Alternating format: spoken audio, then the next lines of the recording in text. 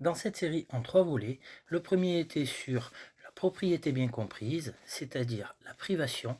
Le deuxième volet était sur le capitalisme bien compris, c'est-à-dire le manque. Et le troisième volet sera sur l'illusion du choix, le libre arbitre.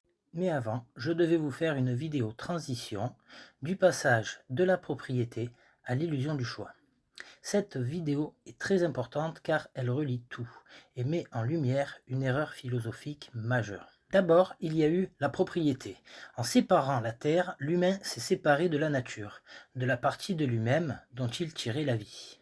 Cette coupure du monde extérieur a créé le manque, puis la valeur marchande, puis tout un système fondé sur la privation.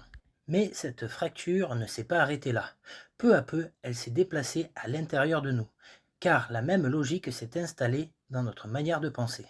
Comme nous nous sommes crus séparés de la nature, nous avons fini par nous croire séparés des causes qui nous déterminent.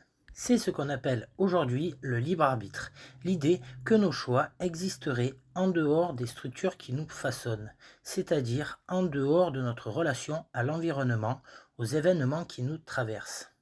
En réalité, la propriété et le libre arbitre sont les deux faces d'un même mouvement. L'un est la séparation du monde extérieur et l'autre est la séparation du monde intérieur. Le libre arbitre est à notre structure de pensée ce que le capitalisme est à notre structure sociale, une déconnexion du vivant.